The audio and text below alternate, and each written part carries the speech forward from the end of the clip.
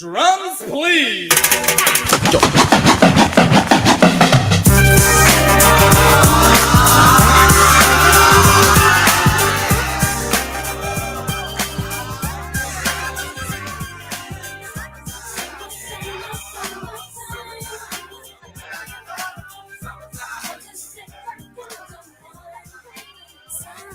Here it is, a groove slightly transformed. Just a bit of a break from the norm. Just a little something to break the monotony of all that hardcore dance that has gotten to be a little bit out of control. It's cool to dance, but what about a groove that soothes and moves romance?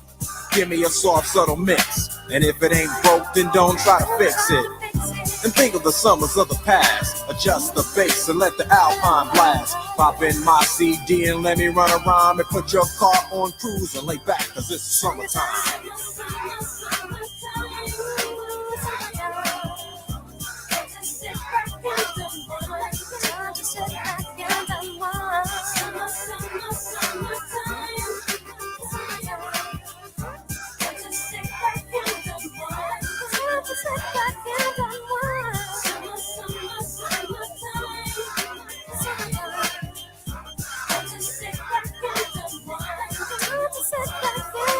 School is out and it's sort of a buzz. But back then I didn't really know what it was. But now I see what happened is the way that people respond to summer madness. The weather is hot and girls are dressing less and checking out the fellas to tell them who's best. Riding around in your Jeep or your Benzos, or in your Nissan sitting on Lorenzo's. Back in Philly, we be out in the park. A place called the Plateau is where everybody goes. Guys out hunting and girls doing likewise. Honking at the honey in front of you with the light eyes.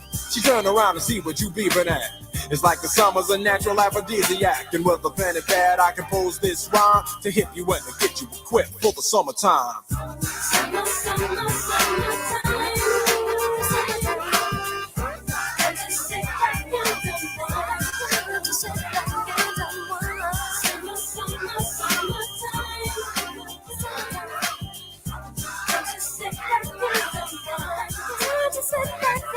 It's late in the day and I ain't been on the court yet. Hustle to the mall to get me a short set. Yeah, I got on sneaks, but I need a new pair, cause basketball courts in the summer got girls there. The temperature's about 88. Hop in the water plug, just for old time's sake. Break to your crib, change your clothes once more, cause you're invited to a barbecue that's starting at 4. Sitting with your friends, y'all reminisce about the days growing up and the first person you kiss. And as I think back, makes me wonder how the smell from a grill can spark up nostalgia. All the kids playing out front, little boys messing around with the girls playing double dutch. While the DJ spinning a tune as the old folks dance at your family reunion. Then 6 o'clock rolls around. You just finished wiping your car down. It's time to cruise, so you go to the summertime hangout. It looks like a car show. Everybody come looking real fine, fresh from the barbershop and fly from the beauty salon. Every moment frontin' and maxin', chillin' in the car, they spend all day waxing. Leaning to the side, but you can't speed through 2 miles an hour, so everybody sees you. There's an air of love and of happiness, and this is the Fresh Prince's new definition of summer madness. Summer, summer, summertime. Summertime. Just sit back and unwind. Summer, summer, summertime. Just sit back and unwind. Summer, summer, summertime. Just sit back and unwind. Summer, summer, summertime. Just sit back and unwind.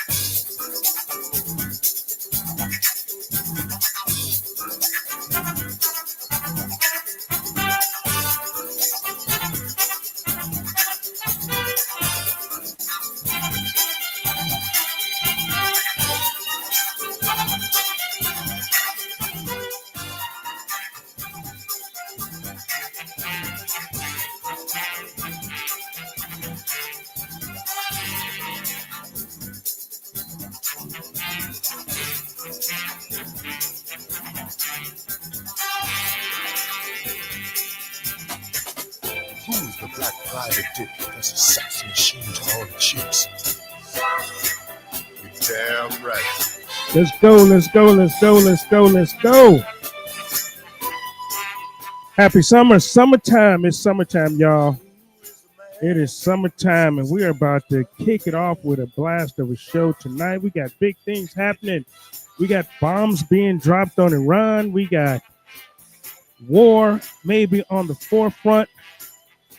We got some big things happening. On the first day of summer, Trump dropped some bombs on Iran's nuclear facilities. Whether you agree with it or not, we're in it now. We are here. We're there. And we're going to talk about that a little later. Thank you guys for tuning in. I appreciate it. Hope y'all had a good week. We are live as usual every Sunday night, unless when, for all my peeps that's been here before, if I'm on vacation. If I'm on vacation. But we thank you every Sunday night live, 8 p.m. Eastern Standard Time. Unedited, uncensored, unfiltered, unscripted, and definitely unapologetic truth, whether you agree with me or not. But you can always come in and voice your opinion. I give you that opportunity if you want to.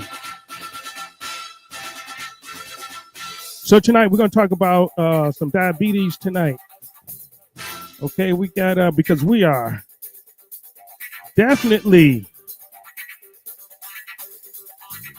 in a diabetes epidemic in this country.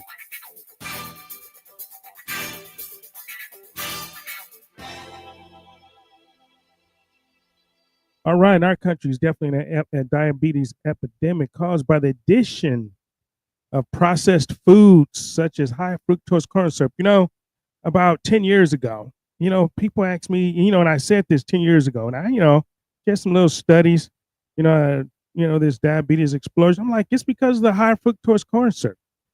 Say that's what it is. It's because of the high fructose corn syrup. And my guest is going to cover that tonight. Refined sugar and refined wheat into our diets many, many years ago. I believe this is why things are gluten-free now, right?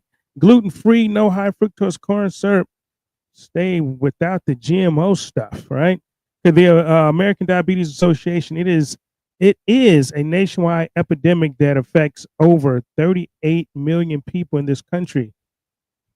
U.S. Diabetes Care is a mission-driven health education company focused on ending the diabetes epidemic in America, not by prescribing more medications, but by teaching people how to reverse their condition through proven science-based lifestyle medicine. And, I've heard that you can reverse diabetes, especially the type 2 stuff, right? Okay, who is U.S. Diabetes Care and what do we do? We don't sell a product, we teach a process. Our mission is to educate, empower, and transform lives by helping individuals reverse prediabetes, type 2, type 3, gestational diabetes, and insulin resistance, not just manage them. So over 90% of those who complete the program show measurable improvements, and many reverse their condition entirely. Why we are different. It says why it works. Unlike most diabetes programs that focus on disease management, we focus on reversal. And I'm going to stop there because my special guest tonight is Tim Keller, who's a healthcare and lifestyle analyst and founder of U.S. Diabetes Care, a mission-driven health education company focused on ending the diabetes epidemic in America. And so I'm going to bring Tim on even before I do my sponsors tonight, because I think this is very, very important. I'm going to get to my sponsors. I know I'm supposed to do one at the beginning of the show, but I'm going to get to it. But I'm going to bring on Tim to the stage. How you doing, Tim? Welcome to what we call the Lion's Den here on the Radical Republicans live show. Welcome, sir. Hey, Jerome. Good evening, buddy. Evening for me. I don't know what time it is for you. Well, it's evening too. It's just light, man. It's about 6 p.m. I'm out here in Idaho, and it stays light till about 10 o'clock in the summertime. Well, we had a 97-degree day here, so I'm actually domiciled in Indiana. So okay. We had a pretty warm day here. Yeah, almost back to where I'm from. I'm actually from Cleveland, born and raised in Cleveland, Ohio. So I can understand how it can get hot and humid. Oh boy, are you an Ohio State fan then, huh? Oh man, OHIO. That's Oh right. yeah. So I'm a Notre Dame. I'm a Notre Dame grad and fan. So Okay, very cool, man. but hey, Okay, you I guys used to like deserve that Notre Dame win. when Lou Holtz was there. He was like a mentor of mine because I coach high school football. And Yeah, Lou Holtz was a I mentor of mine. played scholarly fullback with Lou Holtz. Oh, did you Rome. really? Yeah. So Oh, okay, very cool, man. Very cool. I love it. I love it. I love it. I mean, so tell us, my audience about yourself. Who are you? And I gave you a little introduction, but you can introduce yourself better than I ever can. So go ahead. so I'm the chairman and founder of U.S. Diabetes Care. Started this company, domiciled in Indiana, East Tennessee, driven clinically 6 years ago. We've been open. I wrote the business plan 12 years ago. Developed this model within a couple clinics and healthcare centers within LECOM, which is Lake Erie of College of Osteopathic Medicine, Cleveland Clinic. Mm-hmm. Proved the process of lifestyle medicine there, and then went out and branched out because of my business plan and wrote a business plan around U.S. diabetes care. Love Hope Family, right? Yeah, it's very important for me to express my mission. If you look at our logo, it's the diabetic ribbons with that make to a heart. We have the diabetic symbol in the middle with the U.S. flag in the center of that. Is Love Hope Family, and you know why? Because we're not westernized medicine. We do a timestamp of care for all of our patients. We give them a level 5 visit and level 4 visit and never get less than level 4. Their first visit is level 5. In that level 5 visit, we learn all their demographics, who they are as a diabetic, what's causing them to be a diabetic. Um, we treat a patient, not a symptom. Okay, that's again, we Right. treat a patient, not a symptom. We give them a timestamp of care to really learn who they are as a diabetic because Jerome, if you and I go to the same doctor and we're both diabetics, he treats us with his protocol for diabetes. Doesn't work for you, doesn't work for me, might work for both of us, it doesn't work for one or other. Right. Right. The reason why is because God created us all as individuals. We're all different. Mm-hmm. The bottom line is diabetes is insulin resistance. Type 2, type 3 diabetes, gestational diabetes, all those things are a cause of insulin resistance. What is insulin resistance? People don't understand what that is. It's a cellular dysfunction within the cells where you take the insulin from the pancreas, uploads to the liver, which uploads into the muscle. Not type 1, because type 1 does not is not doing any uploading into the muscle, but type 2, type 3 uploads in the muscle, Right. causes a insulin resistance, which is a metabolic dysfunction of the cell. Okay, and then once that metabolic dysfunction of the cell, it can lay dormant. It's like cancer. It can lay dormant in the body for 10, 15 years. Mm-hmm. You're asymptomatic. You have no symptoms, and all of a sudden, you Right. go to the Right. Yeah, doctor you just and get it. you're diabetic. Right. Yeah, I've noticed that. My dad was diabetic, and other people in my family, like say, it just comes on out of nowhere. Out of You nowhere. get you get this pre-diabetes diagnosis or whatever, with this, but that comes out of nowhere, Yeah. and then all of a sudden, just bam. So yeah, so Yeah. I never really understood that, except some of the stuff that we eat, because I went back and because of course I'm susceptible because my dad had it, So I mean, and they tell you it's heredity, but is it? Jerome, it's not her. So look, there's genocodes. So you have genocodes in your body, right? So people, it's very scientific, but you have genocodes that get turned on or off. If the Mhm. genocodes get turned on through disease state, then you're more susceptible to diabetes. I don't think it's a genetic disease. But let's talk about the genocodes, and let's talk about the African American and Mexican population, right? Why does diabetes happen so readily in those two genetic pathways? It's not because it's a genetic disease, it's a genocode. It's because you think about the kind of foods, Right, right? the foods, Now right. look, my dad grew up in Louisiana, man. I love me some soul food. But you think about soul food and the way it's cooked, it's and you talked about a little bit of hydrogenized wheat, high fructose corn syrup, processed sugar and flour, right? Those Right. are richly used in That's the right. type of food you guys cook. uh, Fried foods, right? There's a lot of fried foods. But the problem is, how are we cooking those fried foods? Crisco, refined fats, seed oils, vegetable oils, Vegetable. right? Right. Right? Mhm. Hey, and that fried chicken tastes good. And the Mexican tortillas and all that stuff tastes great. Tacos, salads, and all it tastes great. But the bottom line is that refined fats they're using Mhm. is is causing havoc on the body. It basically goes right into the cells and causes it's called an intercellular lipid fat that goes into your cellular level. And then now, instead of your insulin receptors being open like this and accepting the sugar, that fat closes it just like that. And now, guess what? You have insulin resistance of the body, which is going to be full blown type 2, type 3 diabetes. Just Gotcha. happens. Yeah. And now people Yeah. go, what's type 3 diabetes? I was just Type about to 3 ask that. What's diabetes, yeah, it's a brain. It's brain diabetes, sugar of the brain, right? So now that's early onset dementia, Alzheimer's. dementia? Okay. Yeah. Okay. Wow. So because I had never really heard of type 3 diabetes, but now, it makes a little sense. It makes sense now when you correlate it with dementia and and whatnot. It freezes up there, I guess, just like it does your pancreas and everything, because it has something to do with the pancreas as well, because the pancreas is where the insulin, it stops functioning because I guess it's clogged basically, pretty much. Yeah. So this is the deal. Not type 1, because type 1's autoimmune. There's no uploading of insulin to the muscle in type 1 because the pancreas is not producing any insulin, right? Mm-hmm. So now they're insulin dependent. So they're surviving off insulin. And type 2, type 3 is a man-made disease. The reason why it's man-made, there's no money in a cure, Jerome. So guess what?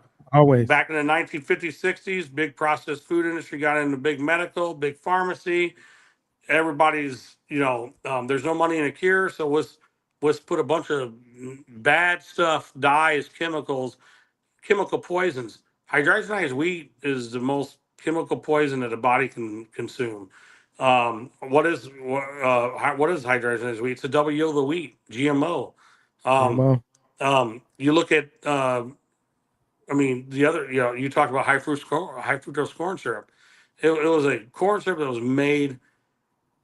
If you go to the inner aisle of the stores, Jerome, it's in everything. You can read the labels. It's in everything. So we got to get people outside of the inner aisles of the store, processed foods, refined fats, get them back to the outer aisles, eating more fruits and vegetables.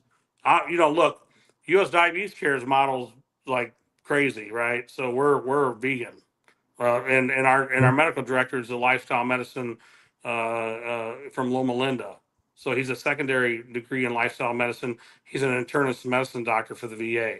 This guy's freak smart, right? Right. But you tell in East Tennessee that they can't eat meat anymore, they're going to run for the door and the fences or wherever they're going to go. Absolutely, man. I mean, because we grew up on meat. I mean, that's the way we grew up on meat, and that was a staple in diet. But the problem is, Jerome, meat should not be breakfast, lunch, dinner. Right? You should eat 4 ounces of meat for dinner, and that's it. It's inflammatory. I don't care if you get it from a good source or not. It's inflammatory. You should eat a lot more fruits and vegetables. Even more important than fruits and vegetables, Jerome, hydration, right? So you get these, Southerners that go, what do you drink? You drink a lot of water? Well, I drink some sweet tea and I drink Mountain Dew. And we're like, right? We're like, that's not hydration, man. You got to drink water. It's very important. And then fiber. No one is taking enough fiber in, Jerome. They you go over their diet plan and they're like getting no fiber. Fiber, the great thing about fiber is fiber, you take fiber in, it binds like this, right? So when you put any like carbs or anything in the body, it takes that carb and kind of smothers it, and then it slowly digests. But when you're not eating a lot of fiber and you're eating all these fried food, processed foods, and bad food, that goes right in the system. It spikes the insulin and says, hey, let's figure out what's going on here, what we're putting in his body. And now the cells that were like this get closed. Now this excess glucagon from the liver goes into cells that doesn't know where to live. And that's where insulin resistance comes into play. And now, after years of doing that to your body, you become a diabetic. Wow. There it is right there, man. And, in all these years, of course, we've been lied to, but, there's never any money in the cure. There's cure for all this. So, I mentioned that it could be reversible. How does a person reverse that?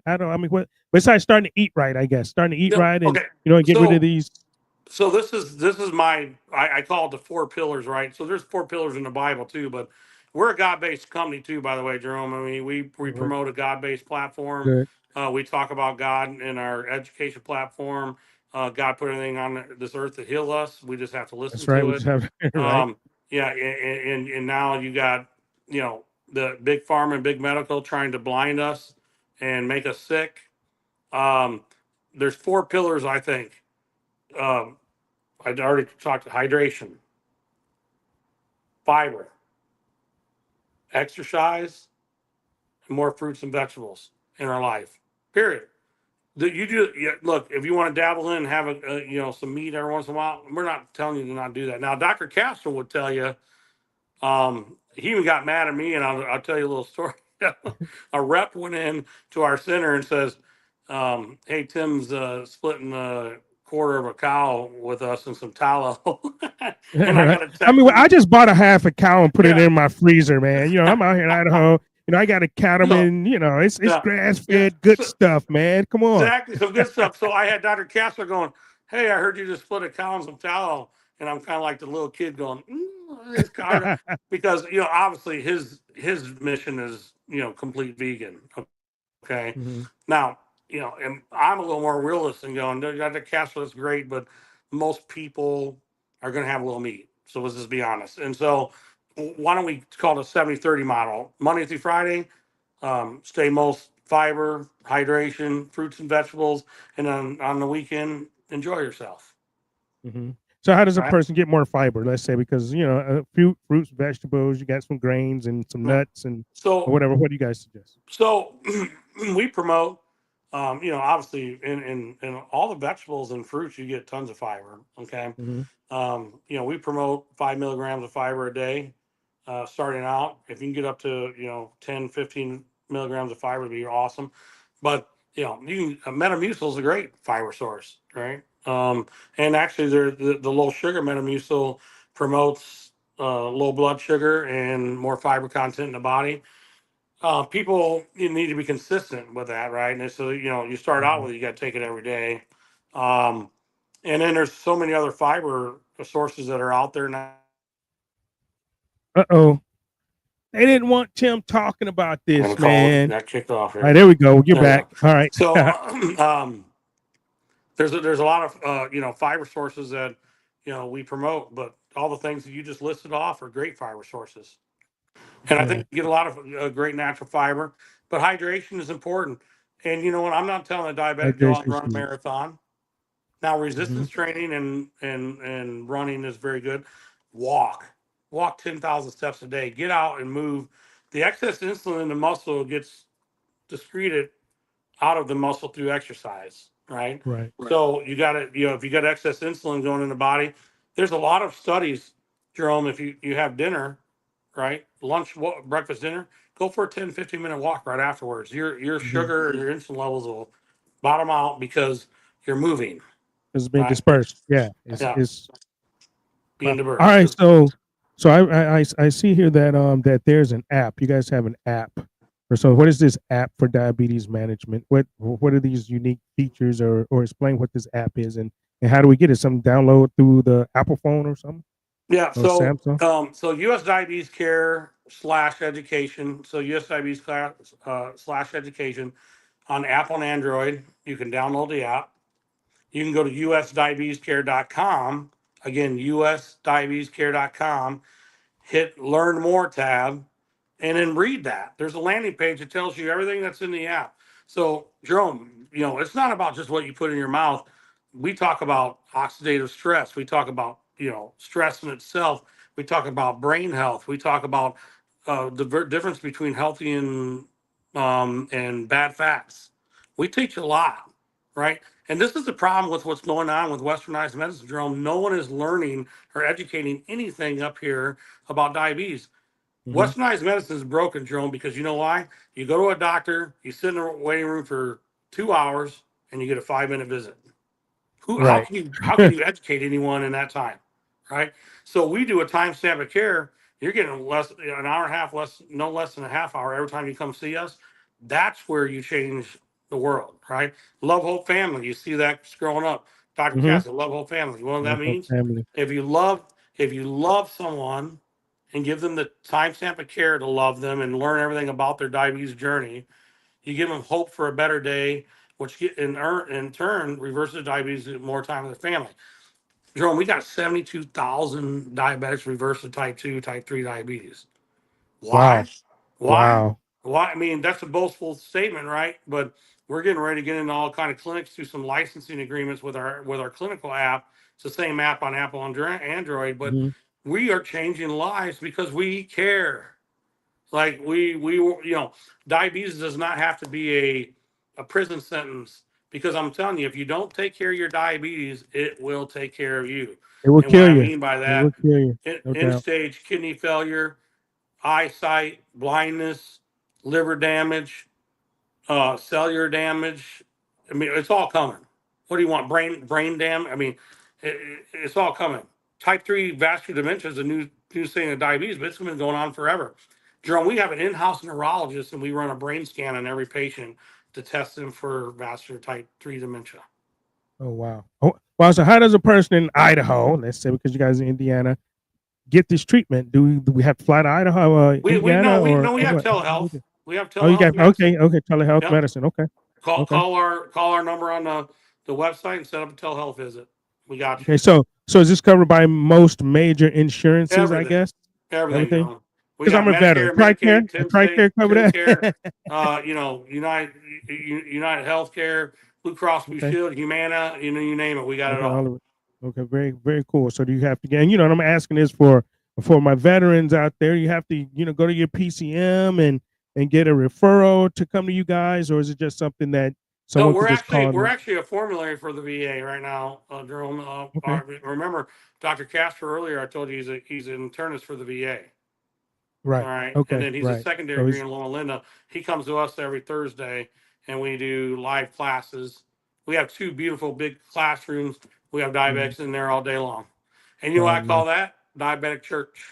diabetic church. Because Very you know cool, what? man. Diabetics Yeah. get depressed, lonely, and Oh yeah, sad man. They about their need their condition. support groups too, man. Because I Yeah. know, like I say, diabetics in my family, and I saw my dad go pretty much blind, I guess, from diabetes, and so on. Someone in the chat said her husband died 10 years ago from diabetes, heart issues, kidney and liver complications. So it's definitely a big thing. So Yeah. And that's the thing. Diabetes is a muscular disease. It lives out here in our periphery, Jerome. That's when it needs to be fixed. If they want to call a pre-diabetes thing, like, look, I'll tell you what. You know what I tell our diabetics? You're not pre-pregnant. Either you're diabetic or you're not. I hate this pre-diabetes diagnosis, right? Right. Yeah. But if we're gonna call a pre-diabetes diagnosis, which is 5.6 to 7.0 A1C, let's fix you now. Let's not wait till you're a 10, 11, 12, and then you got end-stage complications. You're right. There you go. So I'm going to share the screen again and share this number. We still got time, man. So I got a couple other questions for you. And if anyone in the chat, if you guys have any questions, let me know. And there's a number. Is that the good number to be part of the community for an appointment? Yeah. People can call Yeah. right there, right? Yeah. Okay. So you guys, hey, reach. I'm gonna leave that up on the screen for a little bit, and while I ask a few more questions, but you guys go ahead and get that number down. All right. So this app, right? So how does this app help users stay, motivated and accountable in their care? And how long does it take a person to reverse, let's say, a type 2 diabetes situation? Jerome, if people follow our education series, and truly follow it, right?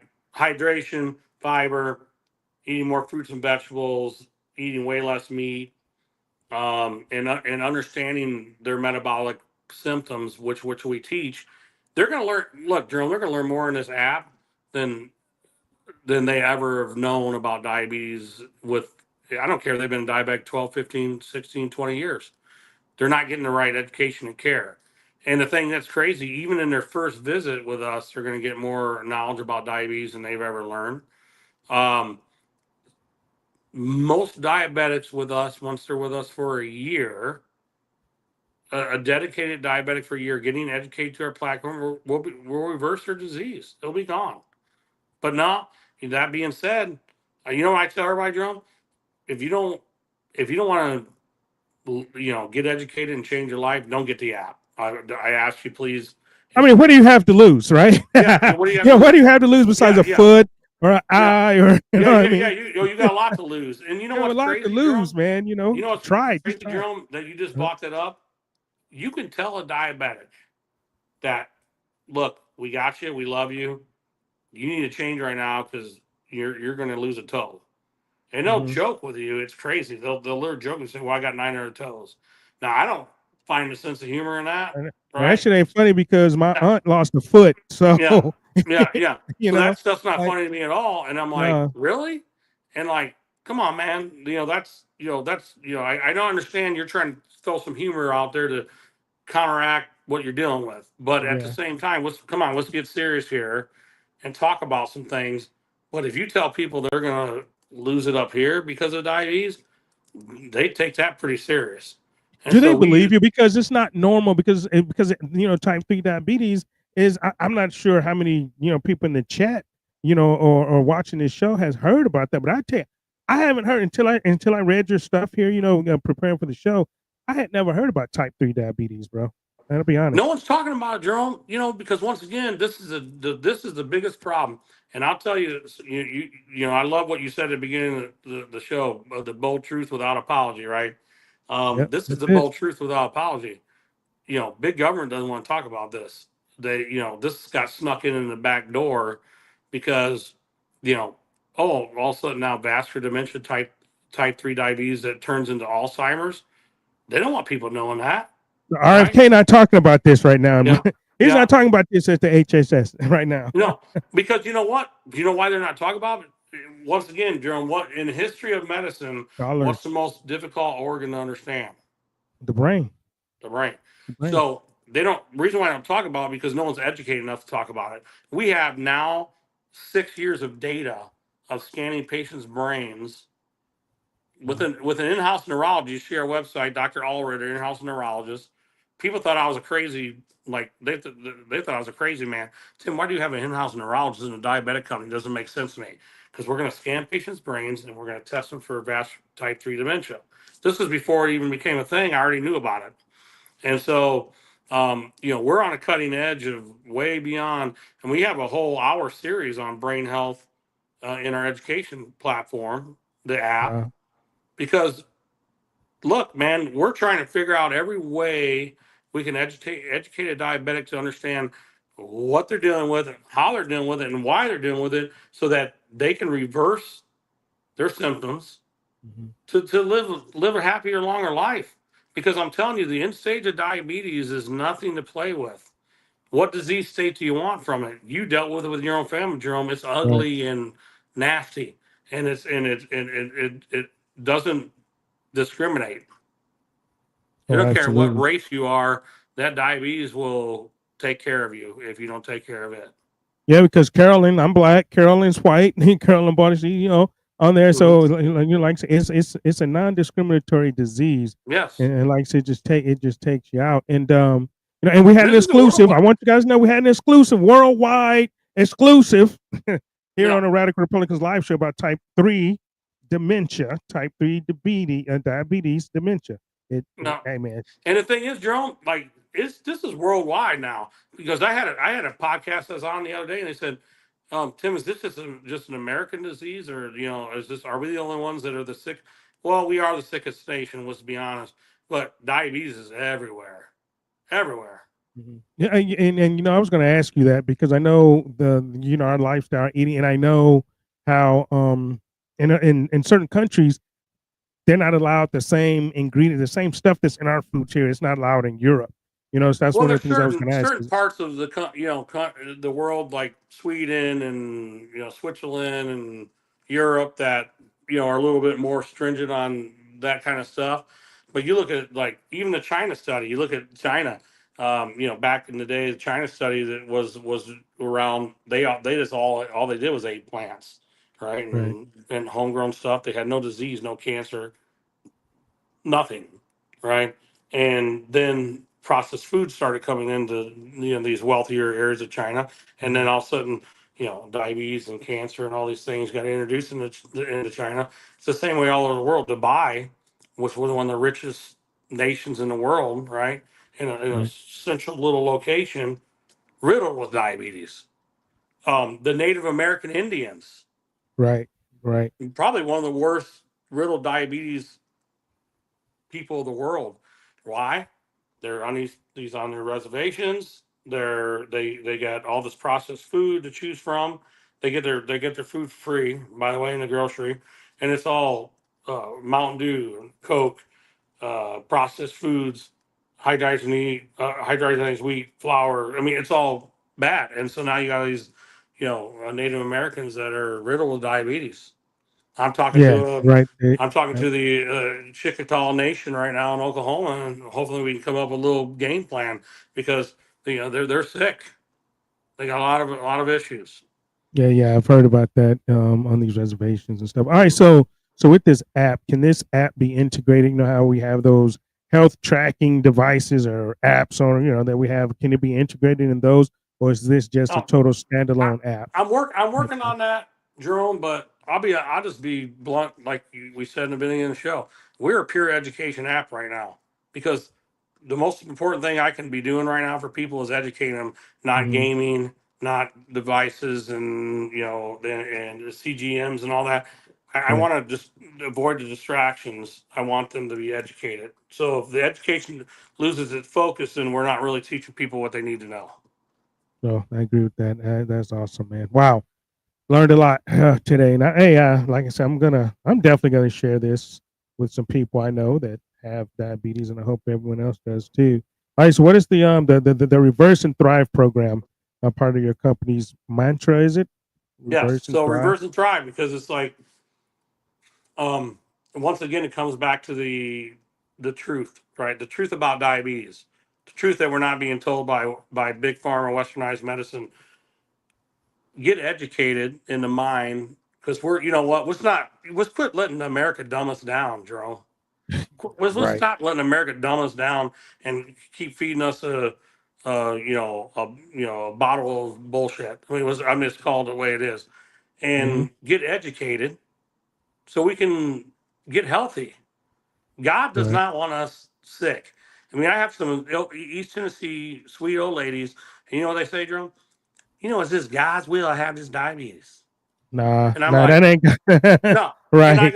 And I go, what? And they're like, yeah. I go, it's not God's will you have this diabetes. God doesn't want you to be sick. God actually And made your body to heal itself yeah, yeah. if And you you know do the what right happens? things and take care of it. Right. And you know what happens? We heal them, and you know what they come back? It's so sweet. They come back and say, you know what?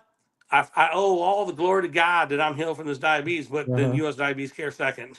huh. So I laugh because I'm like, you Uh-huh. just said it was God's will you have the diabetes, and now God Right, gets right. all, and God He heals you. does. God God does heals get you all the now. glory. It doesn't matter. Right. But I always think it's so cute. Yeah, no, that is awesome, man. That is a good thing. Well, I guess it was God's will that they came to U.S. Diabetes Care to get healed. So there you go. Hmm. Yeah. No, man. But this stuff. So usdiabetescare.com. I showed you guys. I'm gonna put that up on the screen one more time and scroll it a little bit because I think this is very important. So you guys go check Hey, this out. Jerome, have Yes, sir. everyone please look at the testimonials. These aren't actors. These are real. The You go in the media room. testimonials. You go in that media room, and there's testimony after testimonial that if people are inclined enough to watch, and Where's this actually, media Jerome, room at? one of them's my son. Oh, My really? son, yeah, my son Okay. worked for us. He was 6'5", 354 pounds, without any drugs. Started our lifestyle platform, and you know what? He had diabetes, fatty liver, everything. He's only 24 years old when he found Oh, out, geez. Jerome. And Wow. guess what? He reversed it with our platform, and he's 100. He's 222 pounds now. He had so much weight loss, Jerome. He had his skin removed, um, and living the best Hmm. life. He had a brand new baby, uh, 6 months old grandson, and you know what? I highlighted him because Jerome, how many 24, 25 year olds in our country are now walking around with A lot diabetes, of insulin too resistance, many. don't even know? Way too many. Way too many of them. Way So too the many. app is 99.99 $100 a year. But you get Yeah. those tools to transform your life, man. That's not bad. And Yeah. and your insurance probably pays for that. Yeah, if you submit that back to your insurance because it's an education, they'll probably reimburse it. Yeah, I mean, and if not, so what, man? It's $100 to save your life. $100. I mean, I made it cheap. Jerome, The medicine that people pay for the insulin, all that shit is more than this. Yeah. So way more. And you know what's like, Jerome, I look at life this way. It's like if you're not willing to spend $99.99 a year to get a different perspective, even if it doesn't change your life, but to get a different perspective, it will change your life because I'll guarantee that from what I know it's done. Then you're not going to change anyway. Don't get it. Don't So there, scroll around. There, Steele's testimonials. oh yeah, right Go there, yeah, testimonials. go across. Okay. Scrolls across, you'll see my son. Where's he at? He'll have a shirt off in one of these pictures. Oh, right There here. it is. Right Yeah. here. Yeah. That's my son. Okay. So, Wow. yeah, I mean, Jerome, 130 pounds doing our lifestyle. Nothing, no drugs, no Ozempic, none of that. Just pure lifestyle. And he's a different person. Wow. And you know what? Yeah, I bet, man. I mean, And he because, did all the work. He did all the work. Really, that is awesome. That is awesome, man. I had just got my wife is out of town, and she just texted me that I might miss my flight. I'm like, great, that sucks. But anyway, all right, so we keep moving. Yeah, this is a live show, man. This is what we get. This is what you get when you get on a live show, man. You get everything here. Well, you saw that. I had a call come through, and it kicked me off for 5 seconds. Like, gosh, man, you can't. Yeah, it kicked you off, man. Hey, so you guys go to usdiabetescare.com and chase. Okay, so I saw the sessions there, right? It was 8 sessions. It looks like, right? Mhm. Eight. Okay, so does it cost for each session or No. Okay. $99.99, you get it all. And you get it all. And we're gonna get more. We're gonna get more sessions on there. And Jerome, I probably by the end of the year, I'm gonna do an app 2.0 where there will be some, and they all get grandfathered into that. Where there will be some gamification. Actually, I'm gonna do like take a picture of the front and back of you, AI biometrics. You have identical twin avatar that walks you through your diabetic journey. We're just not ready for that because the reason why, Jerome, I didn't do that out of the gate is because I feel that too many people are on their devices, and if you get too much gamification going, people forget about the education. Right. Education is the most important part. I don't want that to get hidden in the background because people are just too excited about doing the other stuff. Mm-hmm.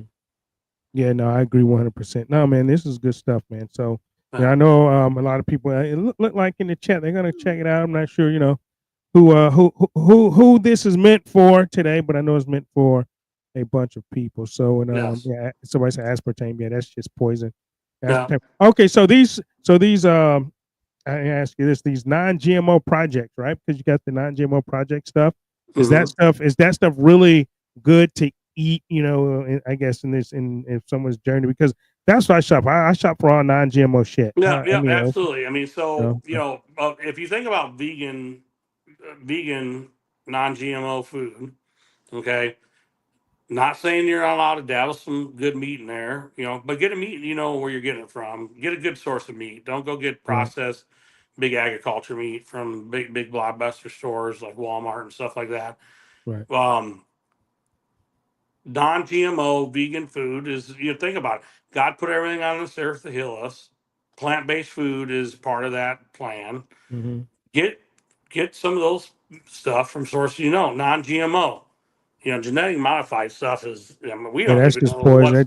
That kills the bees. That kills animals, man. Jerome, we don't even know what's in that stuff, right? Right. Yeah.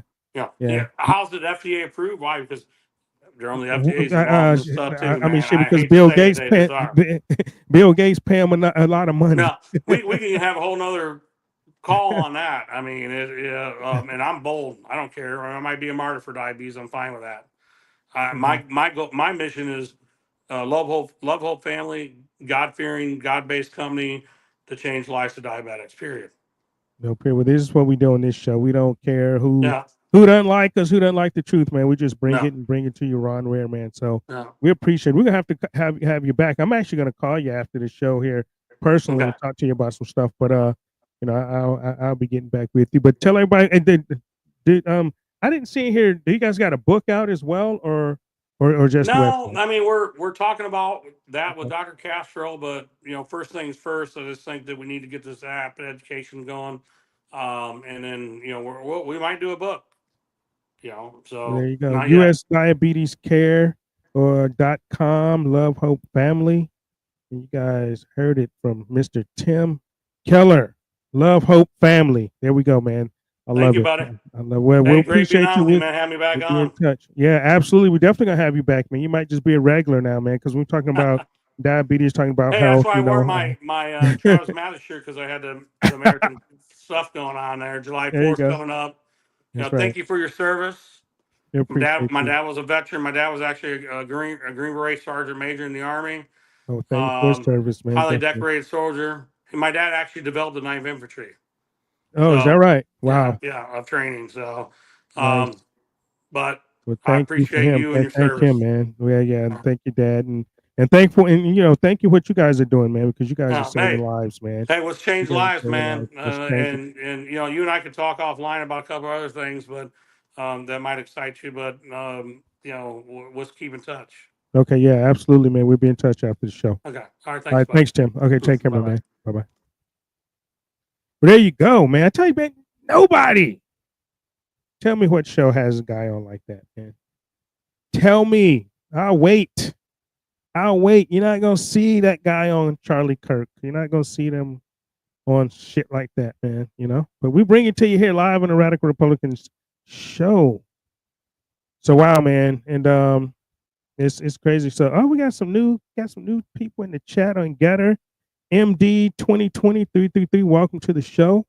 We appreciate you. K9 Girl is back. Andy M is back in the house. We got K9 Girl and what is this? Elon Reeve Musk and man, TBB in the house. Of course. And we got True Blood, Pure Blood in the house. Over on GETTR. Let me check the chat over here on everybody's on X or YouTube tonight, man, pretty much. All right, so you guys know. All right, I'm gonna hit the sponsors. I have to. All right, I have to hit the sponsors real quick. So at least one. All right, so let's go with who we gonna do? Because here we go. We're gonna go with the wellness company tonight. At least one. In today's unpredictable world, with health emergencies escalating, and we never know what's gonna happen now, man, with this Iran situation. But we're gonna talk about this. So we're gonna sit down and talk about that. But from recent measles outbreaks in Texas, New Mexico, and the surge of dengue cases across America, it's imperative to be prepared for any situation. The Wellness Company, a trusted name in health preparedness, offers a comprehensive range of emergency medical kits designed to equip you for unforeseen crises. The medical emergency kit is a must-have, providing a curated selection of essential medications and supplies to address common emergencies, ensuring you're not left vulnerable when immediate medical attention isn't accessible. For those concerned about potential outbreaks, the Contagion Emergency Kit offers vital tools and protective gear to help safeguard you and your loved ones during viral threats. Additionally, their first aid emergency kit is a versatile solution ideal for treating minor injuries and ailments, making it an indispensable addition to your home, car, or workplace.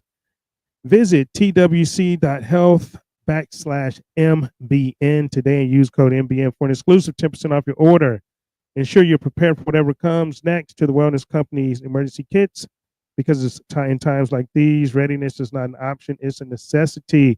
And like I said, if you guys look down at the bottom of the thing, I got my Cash App and my Venmo. If you guys like the show, like the guests, if you guys like what I bring to you guys weekly, because I produce my own show. It's tough. I get my guests. I have a company sometimes that book my guests, but it's tough, man. It's tough bringing you guys this stuff. But show a little love, maybe $1, $5, 20, 30, 50. I don't care. We show a little love down there. I want a new microphone, right? All the money goes back to the show, by the way. I didn't pocket it or anything like that. So Cash App and Venmo at the bottom. And thank you for those that have given already. I appreciate it. I didn't say that on the last show, but thank you for those that have given. And if you feel it in your heart, continue. I appreciate that weekly because I bring it to you. And we're on every major podcast station as well right after the show. I load this show up on Spotify, Apple, Amazon, Google, whatever podcast station you have. You'll find the Radical iHeartRadio. You find the Radical Republicans live show on all of it. So you never miss a show. You never miss an episode. And you get it. You get the truth. So I'm gonna answer gonna answer this text in a minute. Hold on one second.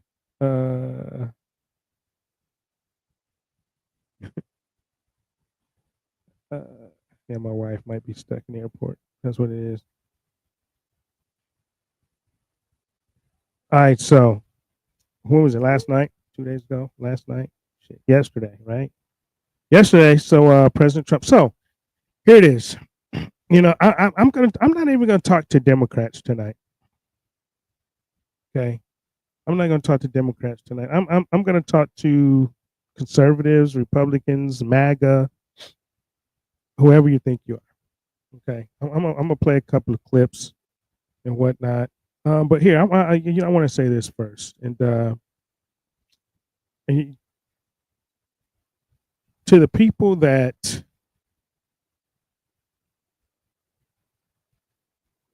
I don't know if you want to call it part of a cult, because that's like what the Democrats say. But man, you can be against something that the president does and still be MAGA, still be conservative. You ain't got to be fucking anti-Semitic. You ain't got to be liberal. You ain't got to be a Democrat. I mean, when is it appropriate to agree with somebody 100%? Right? So I've voiced my opinion on. You guys know. I've voiced my opinion about. I don't support Israel, the Israeli government. I support the Israeli people, the Gazan people that's stuck in between, the Iranian people that's stuck in the shit now. But I mean, I explained how last week I felt that Israel is like the dude that is your friend that gets you in trouble all the time. You got to fucking fight every weekend, man. And you want to stop taking him out, and you want to start, stop taking him with you, because you're gonna get in a fight every time it goes out, right? So that's how I feel about Israel sometimes, right? Well, most of the time. But I don't like Netanyahu. I don't like the government. It sucks. But I mean, for the people that have supported me, through the campaign, most of my posts, you guys are, and then as soon as I post something about Israel and not agreeing with this strike, you guys want to act like you don't fucking know who I am, man. And honestly, to you guys, it just is what it is. I honestly don't care. I honestly don't care. Because when you can say something that you don't agree with just because it's Donald Trump, but a lot of you people, and I'm gonna show you guys the hypocrisy, because Joe Biden, he launched an attack on Syria, and when was this? February 2nd, 2024. And he pretty much said the same thing that Donald Trump said last night, right? Today at my discretion, I'm gonna read it to you. Today at my discretion, and today at my direction, U.S. military forces struck targets in Iraq and Syria that the IRGC and affiliated militia used to attack U.S. forces. We do not seek conflict in the Middle East or anywhere else or in the world, but to all those who seek to do harm to us, we will respond. Who does that sound like? Didn't that sound like the same thing Donald Trump said last night, man? But you guys attacked Joe Biden. And you guys know it. I'm not a Joe Biden fan. I hate the son of a bitch. But, you guys like, fuck yourself, you dictator. You now have 3 wars, man. You taking us to World War III and blah, blah, blah. You know what I'm saying? So you guys, man, went in. But then when Trump do it because they tell you, you guys don't fucking know. None of you armchair quarterbacks know if Iran had nuclear weapons that's going to be, ready next week or in 12 days or in 12 fucking years, because they've been saying this shit since the 90s, right? Right? They lied to us about, and my point is they lied to us about Iraq. They lied to us about Vietnam. They lied to us about Afghanistan. They lied to us about a bunch of shit that we've gotten into to get us in it. But all of a sudden, this one time you guys think, oh, well, they're definitely telling the truth. And you don't fucking know. Just like I don't know, but I have my suspicions. And just because my opinion is I don't trust what they're saying. And you know what? Israel started the shit. Let them finish it. We don't need to get dragged into another war because of Israel. Whether you and that doesn't mean I'm anti-Jewish. And you people, man, need to stop that shit. Right? You guys need to stop that. We can say something about Israel. That don't mean we're talking about Jewish people. We're talking about the Israeli government. Right? And for what it's worth, a lot of those people have been brainwashed just like you have. But you guys will attack Biden for doing the same thing that Trump did. Pretty much, right? Oh, well, we can't stop Iran from getting nuclear weapons. Well, guess what? You guys are just like Hillary Clinton then. President, we will attack Iran. Whatever stage of development they might be in their nuclear weapons program in the next 10 years, during which they might foolishly consider launching an attack on Israel, we would be able to totally obliterate them. That's a terrible thing to say, but those people who run Iran need to understand that. So you guys are in bed with Hillary Clinton, right? You believe what Hillary Clinton believes in. So who's more of a liberal? I don't agree with that statement. Who's more of a liberal?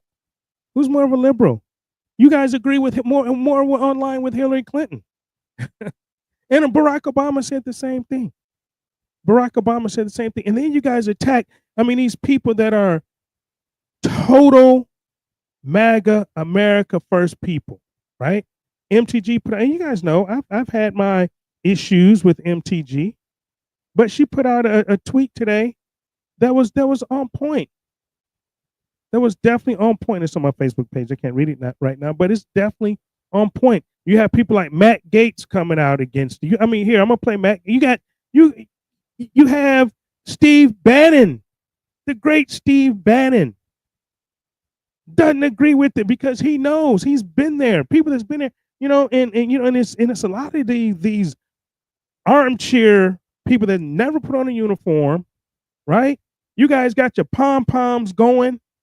You guys like, yeah, bomb, around. And you people have never even put on a uniform. You've never been in the desert. You've never been downrange. You've never been in the bubble. You've never been in Kandahar. You've never been anywhere. But you guys are armed. You guys are no better than the neocons on Fox News. You guys are no better. Show me the proof, man. Show the proof. You got it. Show the proof. Don't. Oh, well, they're a week away. They've been a week away for 30 years. But I just supposed to arbitrarily believe it because Donald Trump, President Trump, who I voted for, who I still trust, and but because Donald Trump said so? I just supposed to be okay with that after the history that we have as a country of lying to Americans to get us involved in conflicts? I'm just supposed to be like, okay, cool, man. Donald Trump said it.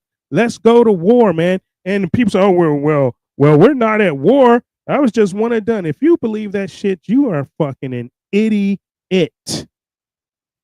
An idiot. And I know you guys like they scream, death to America. Do you know how many people scream death to America around this world? It's not just Iran. There's a lot of Europeans screaming that shit too. I remember being over in Europe and they had a picture of George Bush wanted dead or alive on the fucking light pole. On the light pole. We're not loved, people, around the world. I've been on every continent. I've been in all of these countries. It's more than Iran. Again, they might have the biggest mouth. Yeah, okay, fine. But you know what? Kim Jong-un got a big ass mouth too. Or Jong, right? Kim Jong-un, he got a big ass mouth too. We didn't bomb his ass. He got a big mouth. They remember Donald Trump called him Rocket Man. He actually shooting rockets. He actually can get a freaking rocket off the ground. He actually can put it on a payload in a delivery system. We didn't bomb him. Why didn't we bomb? He said some of the same things. Matter of fact, guess what? He's back in Iran now. Are we going to bomb Kim Jong-un?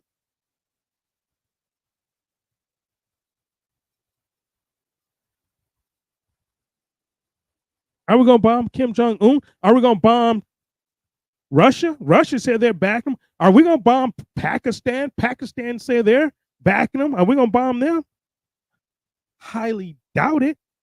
Highly doubt it. So you have all of these players that supposedly aren't as crazy or whatever as the Ayatollahs, who we actually put in power. We took out the Shah in 1979.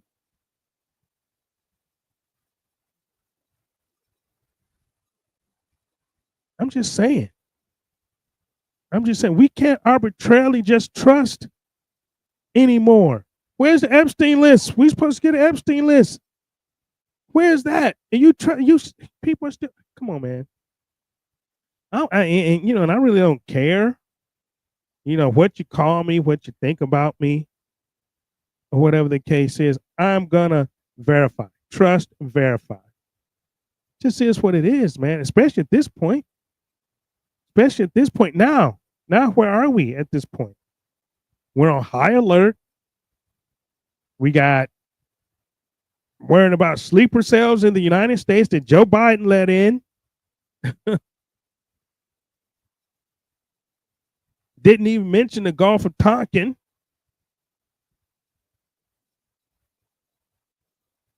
But let me play this Matt Gaetz clip. Yes, you guys are going to hate Matt Gaetz too after this, though. Kick their regime change habit with Iraq or Libya or Syria, it seems. They need another fix. But Matt, this isn't a regime change war. It's about Iran's nuclear program. I wish that were true, but it's not. Congresswoman Marjorie Taylor Greene opined that maybe Netanyahu is so feisty about regime change in Iran because he was facing regime change in Israel. It's not being reported enough that on Thursday, they held a vote in the Knesset, and it was only by 2 votes that Netanyahu won. If he had lost, they would have had another election in Israel, and the polling shows that he would lose if an election were to occur today. That vote happened last Thursday. And then Friday, Israel attacked Iran. That's why the bombs are falling, and it seems very political. Here's how you know this isn't about Iran's nuclear program. We aren't taking these steps to force denuclearization where the threat is higher and the leaders are even crazier. Take North Korea. North Korea's nuclear program is a far greater threat to the United States than Iran's. It is not even close. I know, I've had the briefings. I was on the House Armed Services Committee for 8 years. Iran has neither the bomb, the delivery system, nor the re-entry vehicle that you would need for any intercontinental ballistic missile to launch and re-enter orbit. North Korea has all 3. North Korea could launch a nuclear weapon at mainland United States today. And we've probably got the ability to knock it out of the sky, but Iran can't even get their bird in the air. Iran's Death to America chant isn't really my bag, obviously, but Kim in the Hermit Kingdom points to U.S. cities like Los Angeles and San Diego and Seattle on maps, and he openly discusses wiping off major U.S. population centers from existence. Of course, we aren't looking to drop 100 bunker busters in the mountains of North Korea. President Trump took other brilliant diplomatic steps to constrain North Korea's hostilities, and the same could be done with Iran. But Matt, Iran has kicked out IAEA inspectors. There could be portions of their nuclear program that are secret. A nuclear secret in the Middle East. How about it? If the world is interested in a secret nuclear program in the Middle East, there is a country that won't allow any international inspectors. Israel. Israel has a nuclear weapon. Did you know that? I do.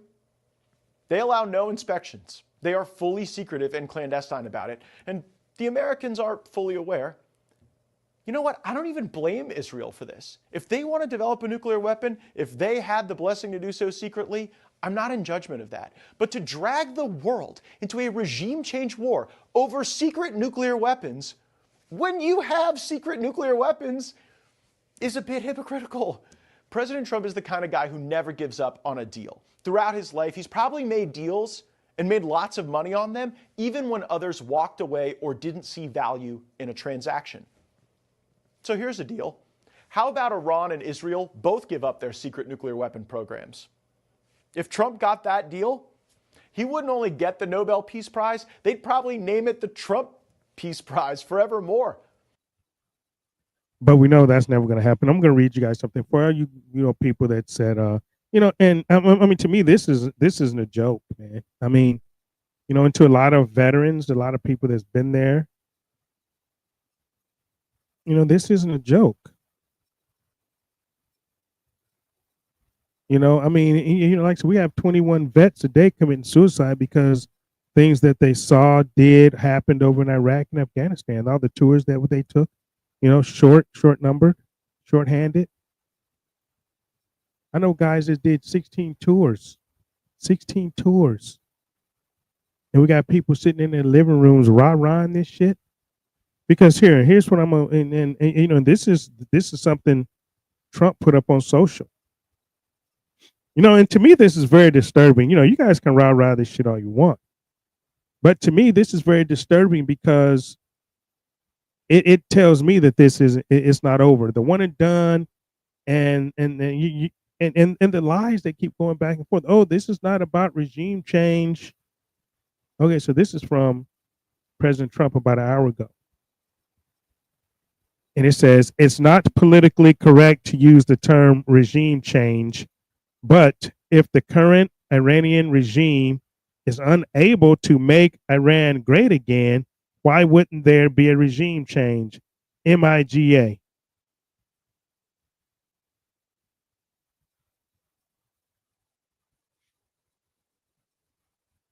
MIGA.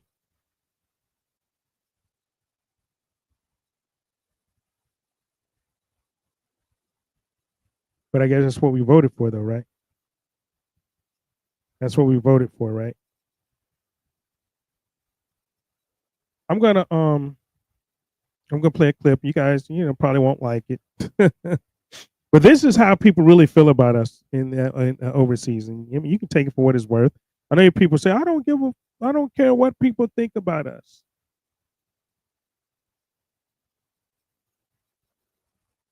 I don't care what people think about us. Yeah, we normally don't. We accept American exceptionalism. We the best country in the world, best place to live.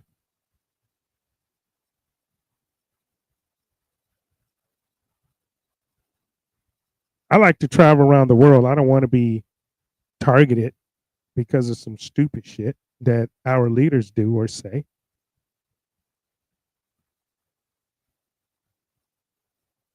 Like I said, and for people that may not have gone there, I mean, they might think this is a joke. Yeah, man, fucking, hey, make Iran great again. Well, you know what? Iran used to be great until we fucked with them in 1953. Took out the Shah, the Ayatollah, and put in a Shah. And then we took out the Shah, helped take out the Shah in 79 and put in an Ayatollah. 53 when we took out Mossadegh. You guys need to learn the history, man. You guys need to understand the history. The guy that we're telling, hey, it's time for you to go now. We helped put in. We did that. Our CIA, and we did that. We took out Mossadegh in 53. Our CIA, we did that. And then they tell us, well, it's one and done. We're done. We're not about regime change. Marco Rubio's not about. They've lied to us for the past month. Not about regime change, and then we get that, truth from the president of the United States. I don't particularly like that shit. Whether you like it or not, that's fine. It's cool. Doesn't mean I'm not conservative. Doesn't mean, I don't want any of our presidents to fail. Hell, I didn't even want Joe Biden to fail because if we failed, then the United States failed. But we are not in the business. I didn't vote for fucking regime change of countries. I'm sorry. I didn't vote for that. I didn't vote for that. Did you? Who in the chat voted? Hey, Mally, I see you over there. Who in the chat voted for regime change? Anybody vote for regime change? But we knew all of us, the ones that's been attacked, the ones that's been attacked and say, it ain't over, man. It ain't, we're not just gonna go over there and bomb that shit and Israel gonna stop. We're gonna stop. It's about regime change. We told you guys this, and you guys attacked us. Said, oh, we didn't know what you're talking about. I mean, you're a Democrat. You're not MAGA, man. You hate Israel. You're anti-Semitic. No, motherfuckers, I'm just telling you the truth. That truth pretty much proves it, right? Doesn't that prove that it's not over? Do you guys understand that the shit is never over? You guys understand that? But I'm the bad guy. I'm the bad guy. I don't know what I'm talking about. I'm the bad guy. No, I know the fucking playbook, man. I know the playbook because I study history. I know history. I understand these people. I understand these people. I'm gonna play Alex Jones, man, for this. You guys can listen to Alex for a second. Just as I predicted, if President Trump struck Iran's nuclear sites, Iran's parliament has now voted to close the Strait of Hormuz. Then I see all the military geniuses in the comments saying they can't do that. It's been assessed by the Pentagon. It's very easy for them to do. I don't know if they'll be overridden by the supreme leader, but that's where we are. But now the big news. Top Russian minister Medvedev came out and said a whole string of countries that are nuclear powers are looking to give nukes to Iran so that Israel and the United States cannot continue to attack it. And people say, well, we'll just nuke them too. That's called mutually assured destruction. MAD. That's why the U.S. hasn't attacked North Korea. Do I like North Korea? No. Do I like the mullahs? No. The point is, this is military doctrine. It's why past administrations and the Pentagon currently advise Trump not to do this, but General Kurilla and Hegseth convinced him otherwise. I like Hegseth. I like the other head of CENTCOM. I'm allowed as an American to disagree with that and point out, as Steve Bannon and many other geopolitical experts warned President Trump this would escalate out of control. We have the Pope saying this is pushing the world to the edge of Armageddon. And now we have Medvedev coming out a few hours ago and saying he's talked to other leaders, didn't name them, that are looking to give nukes to them. We have all these Chinese cargo planes landing by the hundreds. You've got North Korean leader Kim Jong-un, their dictator, saying he's looking to give them nukes so there can be peace. This is all escalating out of control. Pakistan has talked about coming to their aid. They're a nuclear power. This is escalating so incredibly fast. This doesn't end the war because now Israel can say, oh, well, they don't have nukes anymore or have the material for them, so now we're going to stop. No, Israel wants regime change. And Trump is being maneuvered into this entire thing. And there's so many other angles to this as well. There's been a long-term Pentagon/Israeli plan for 20 plus years to take over 7 countries in the Middle East. Iran is the last one, and it's the big domino. And that's what all the other countries understand and are lining up against us right now. But bare minimum, oil prices are already going up without the Strait of Hormuz being blocked. That's causing big problems to Trump's recovery plan with inflation, interest rates, and more. So I'll continue to follow reports on this. I'll be live in studio 4 p.m. Central today with all the documents, all the information, and so much more. I'll continue to follow reports right here on X at Real X Show. So please follow me here and please pray for peace. I support President Trump in his overall agenda. I have voted for him to be a peacemaker. He's truly trying hard with Ukraine and Russia. But as Newt Gingrich said, we need to show Russia and China we're strong. That's why we need to strike. That's really a big part of why this is happening as well, not just for Netanyahu and not just for Israel. So we're already in World War III. The question is, will it go nuclear? And do you think North Korea will really deliver nukes? Will Pakistan give them nukes? And yeah, you have said countries. And then an hour later, Kim Jong-un said, yep, that's what I told him. So that's where we are right now. And yeah, we can win a nuclear war, but nobody wins. We can destroy them a lot more than they can destroy us, but it doesn't matter at this point. That's why they call it mutually assured destruction. You have to be crazy to launch a nuclear war if you're anybody.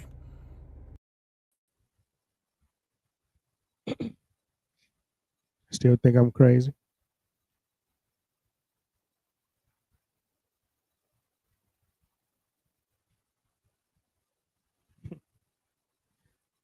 still think I'm crazy. Still think I just hate MAGA and hate Trump. You guys, you know, and we have a lot of MAGA people supposedly calling us fake MAGA, right? Calling the people that's actually critically fucking thinking a little bit, right? Actually using our heads just a little bit and not our emotions because Iran said death to America. Okay, shit, I had death threats fucking when I was running for Congress, and it wasn't from Iran. You know what I'm saying? So a country that's 8,800 miles away from me talking to, you know, we got a lot of water in between us and Iran, right? Iran can't hit us with a nuke right now. They can't hit us mainland anyway. And I'm supposed to be worried about them. I'm more worried about these illegals that's in our country, man. We got 20 million people in this country that we don't know who they are. We don't know who they are. I don't know if you guys remember, man. I ran a clip. I wish I probably could find it, but you know, if I tried hard, probably could find it. Of the guy that came across the border, and you know, he was like, "Well, you don't know who I am, but you know, but you're gonna learn who I am, right?" You guys remember that clip? I wish I can find it, but I have like over like 2,000 clips, bro. I have like over 2,000 clips. I wish, you know, I could find that one, but I mean,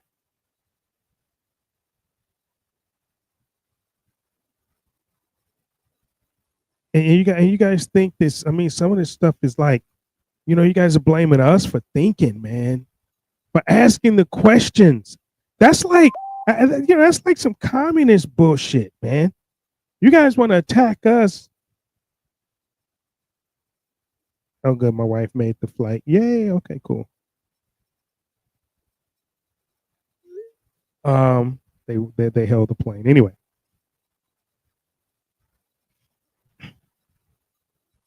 You guys want to attack us for asking the questions, man. You know, you got Mark Levin, fucking dickhead. You got all of these warmongers, man. All these people. You got the same neocons. You guys, and you know, the same people doing the same thing that put us into Iraq. And you guys are actually listening to them. You guys are listening to them, man. You know how many people right now, man? You know, one of my friends, her husband is in the military. You know, they're freaking out right now. They're freaking out right now because they don't know if they're going to get bombed. They don't know if they're going to, you know, that the bases they're on, the ships they're on, going to get bombed right now. And if and what do you think is going to happen if Iran closes? If they honestly do, people say, "Oh, they can't do that. We destroyed the military." Had some idiot say, "Oh well, we just destroyed them. Iran can't retaliate." Ask Jerusalem and fucking Haifa. Could Iran retaliate because they retaliated on their ass last night or this morning?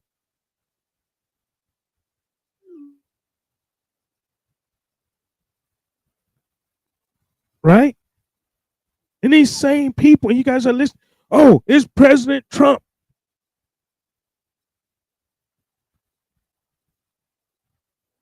You guys are foolish, man. You guys are foolish. But I'm the one people are attacking. I wish I can show you guys my Facebook, man.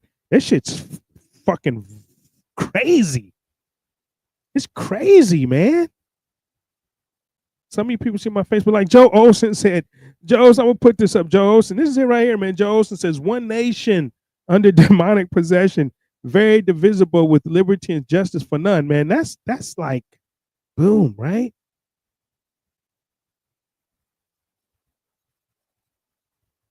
Iran needed to be taken out because they said death to America. You know how many people in this country are saying death to America right now? Shit, you got fucking people in New York City saying death to America. They're not even getting shot. They're not even getting shot. And they're saying death to America. Nothing's happening to them. And they're here. They're right here. They can cause you more harm right now than Iran can. You guys are worried about a nuke. Let me tell you something about nukes, man. And here's some critical thinking. Like, Matt Gaetz said, Israel had nukes, and they have a secret program. They are not part of the nuclear proliferation treaty. They stole their nuclear weapons. It was from Philadelphia. They, with help from United States, Jewish people, I'm sure. That's how Israel got their weapons, right? But here's the thing, right? Here's the thing. And you can believe that the Muslims are crazy and, just because of what they say. But let me tell you something, man. Nobody wants to get fried by a fucking nuke. Ask Gaddafi what happens when you give up your weapons. Ask Gaddafi. Ask Saddam what happens when you give up your weapons. Ask Assad what happens when you actually give up your weapons. Yeah, they'll lie and tell you, oh, they got weapons of mass destruction. They're the best. Do you guys know that if they have weapons of mass destruction, here's your critical thinking. Put on your critical thinking hats, okay? Do you honestly think and believe that if a country had weapons of mass destruction, we would actually attack them?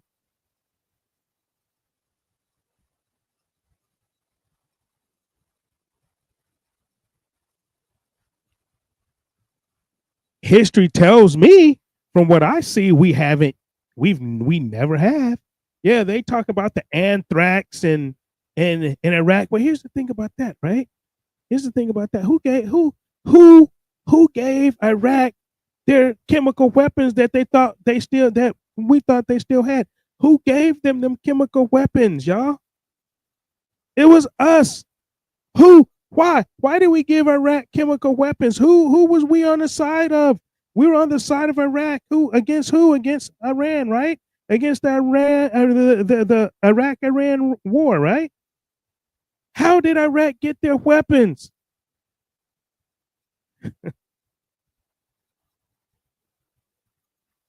How did Iraq get their weapons of mass destruction? Even though they did give them up, because we never found any weapons of mass destruction. And Colin Powell, before he died, even said that was the biggest mistake of his life.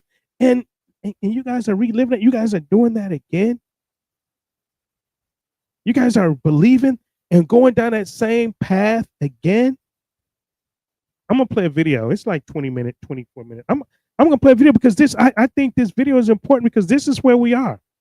This is where we are in America, man. I saw this video and I'm gonna play. And you guys can turn channel. If guys don't want to watch it, fine, whatever, man. But this is gonna be the best 24 minutes of your life. Because this is where we are in this country, man. This is where we are probably in the world right now. Because people have lost the ability to think for themselves, to critically think, to ask questions. You guys do shit because people just tell you to.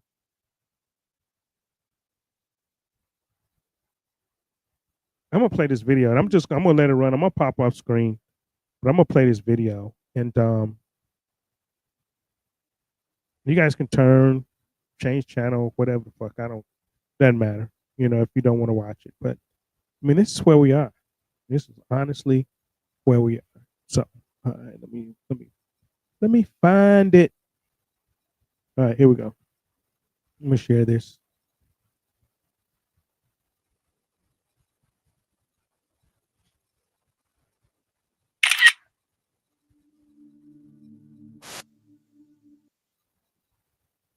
I had no idea my neighbor was generating his own electricity until I saw his power bill. It's YouTube. So thank you for this. Here we go. Another experiment that validates Bonhoeffer. I'll bring you back. Here we go.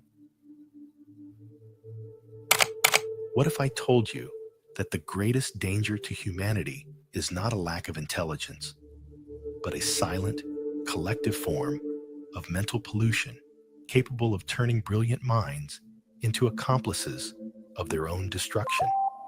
Imagine it. A renowned scientist spreading lies, a respected professor supporting hate speech, a loving father putting his own children at risk, not out of malice, but out of stupidity. But this isn't the stupidity you imagine. We're talking about an invisible force that transforms clear-thinking people into puppets of the system.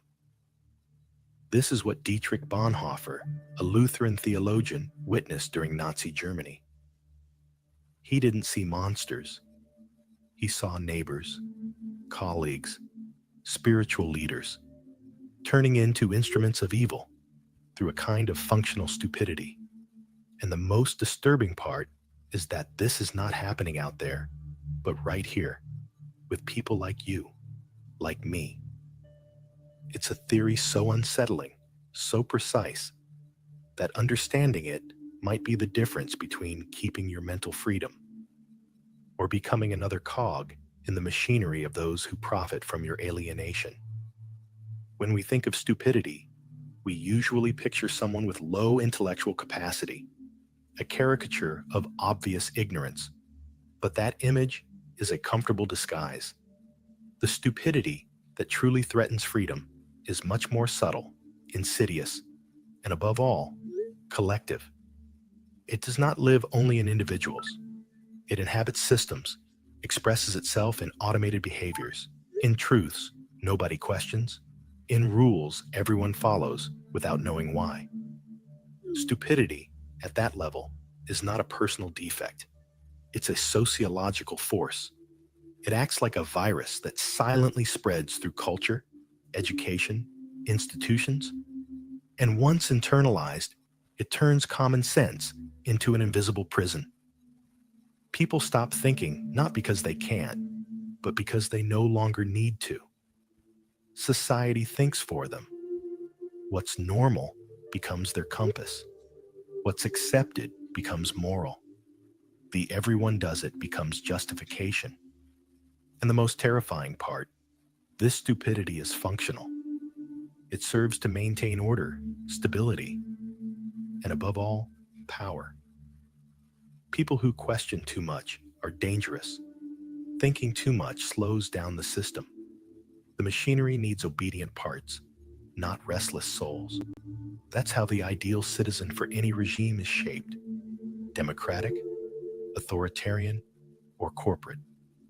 Someone who consumes, votes, shares, and gets outraged, but only within allowed limits.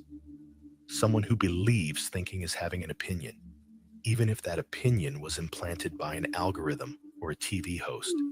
The result?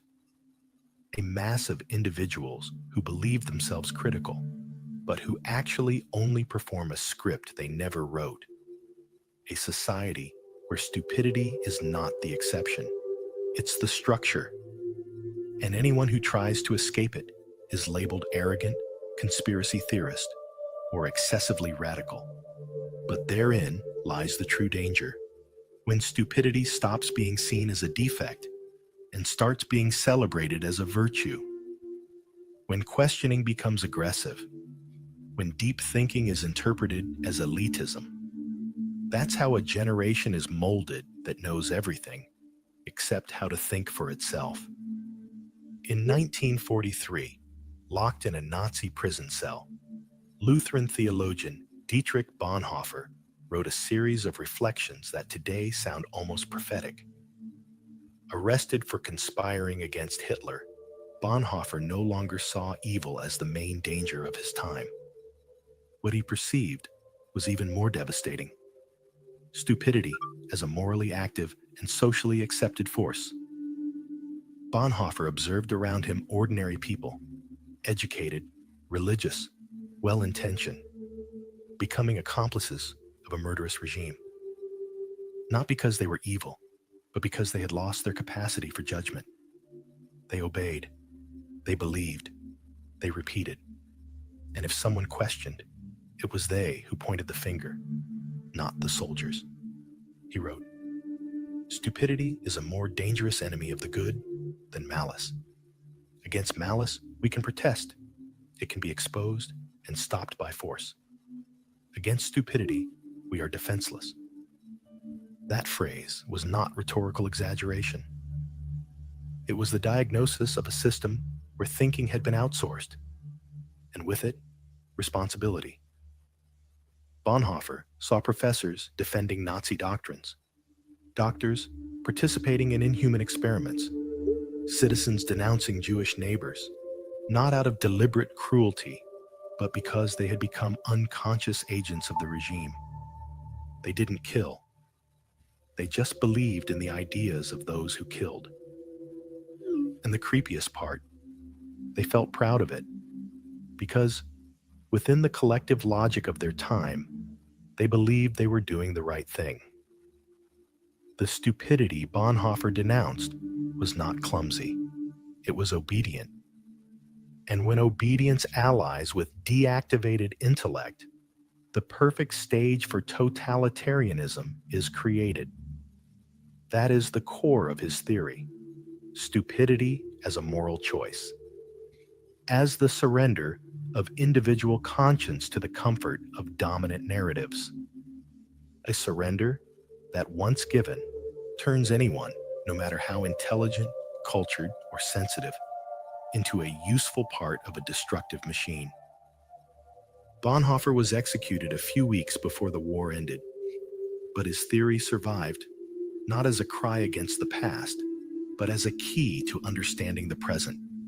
Because what he saw in 1943, Germany lives on today, in prefab speeches, in outsourced thoughts, in certainties no one dares to examine. And the question he left us was not, are you good or bad?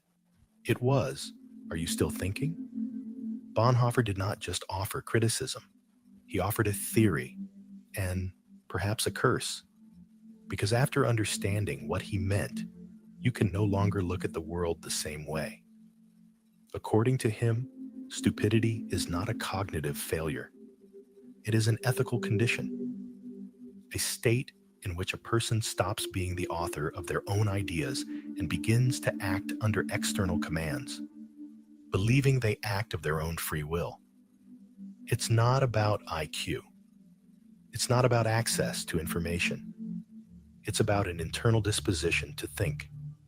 And that disposition disappears when the individual renounces critical judgment in exchange for belonging, security, or convenience. Bonhoeffer perceives something devastating.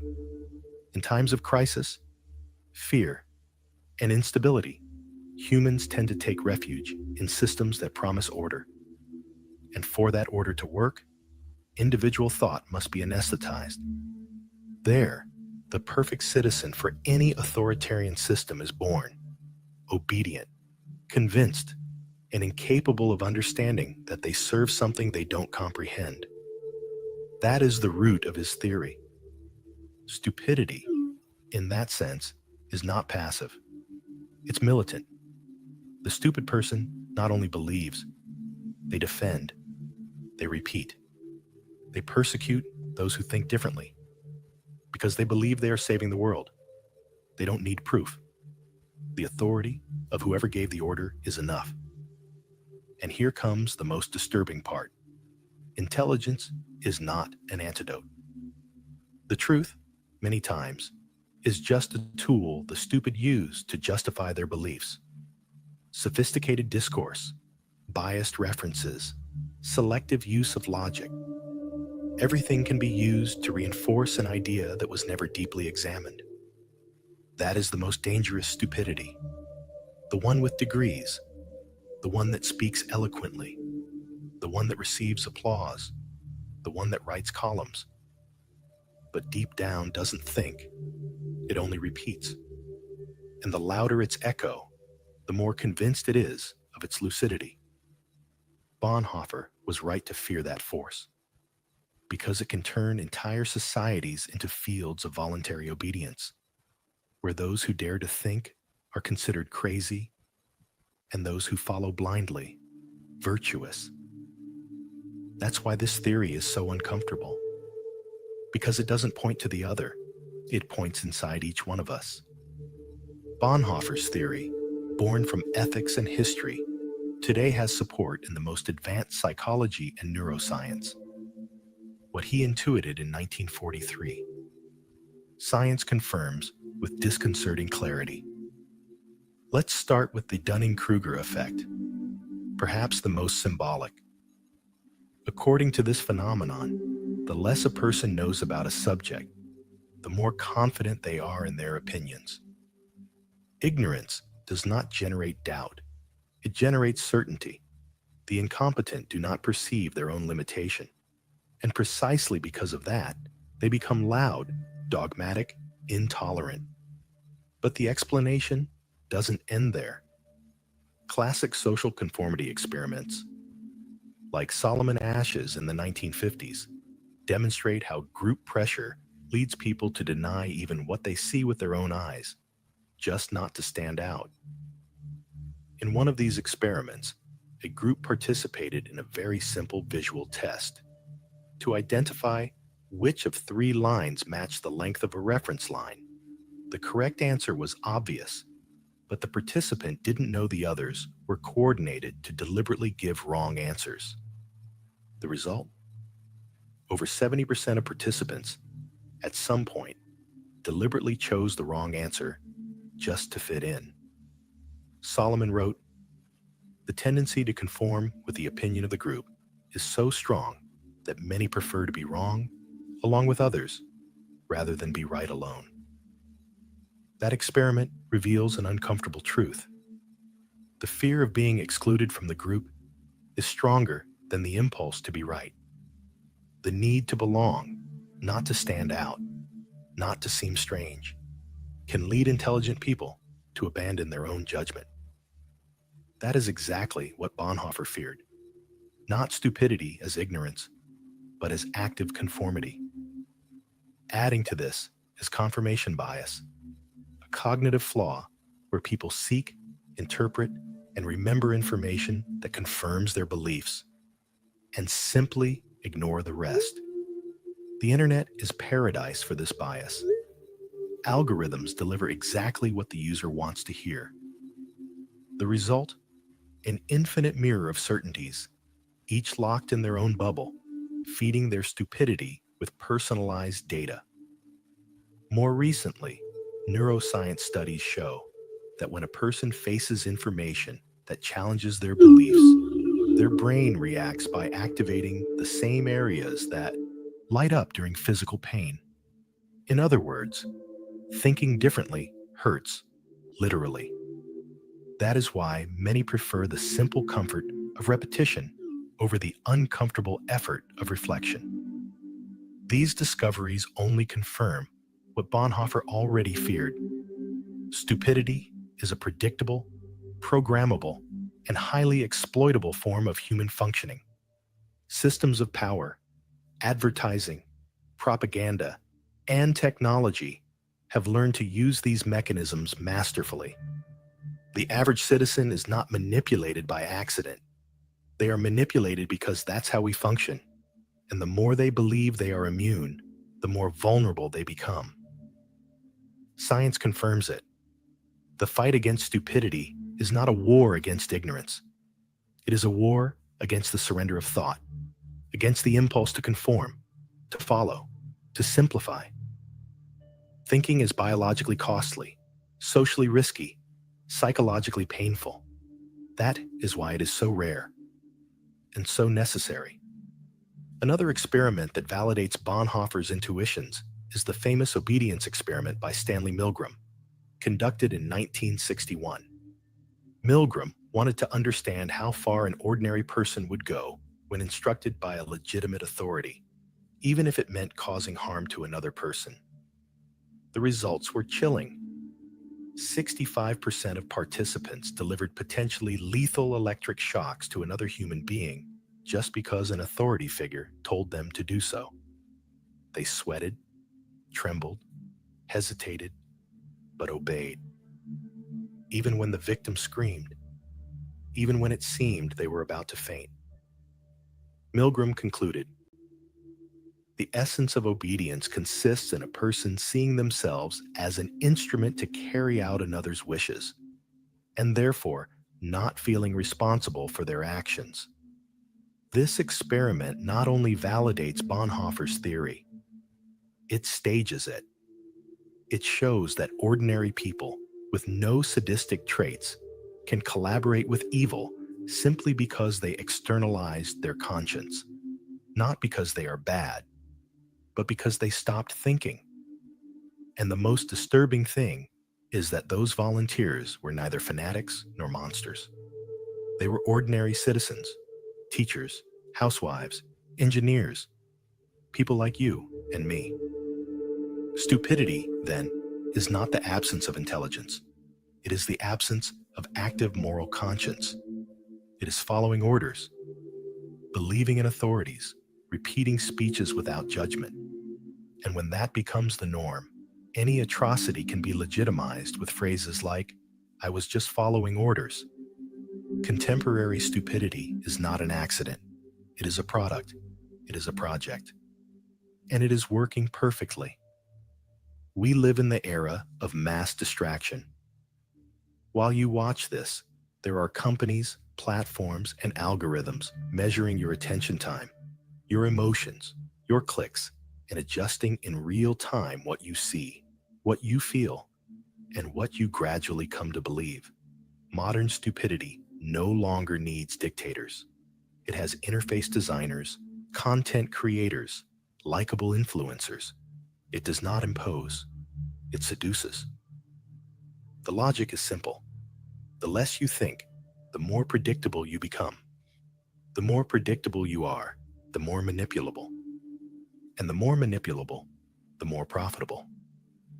This equation governs everything from your social media feed to political speeches designed as slogans. The system does not want you to think. It wants you to react. Look at social media algorithms. They prioritize what generates emotional engagement. Fear, anger, moral outrage, emotions that shut down analytical thinking and ignite herd instinct. The result? Millions of people defending causes they do not understand, attacking enemies that do not exist, commenting on conflicts they cannot even explain. And it's not just technology. The machinery of stupidity also includes an education system that teaches memorization but not questioning, a press that pretends pluralism but repeats the same script with different tones, a culture that turns every disagreement into hate speech, entertainment that exchanges complexity for instant gratification.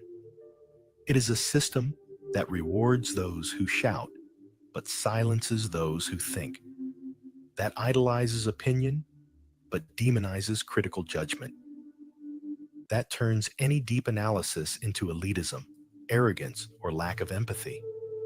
We are surrounded by social engineering that promotes stupidity, not as failure, but as an ideal behavioral model. The distracted, polarized, reactive, and emotionally unstable citizen is the perfect customer, the perfect voter, the perfect employee.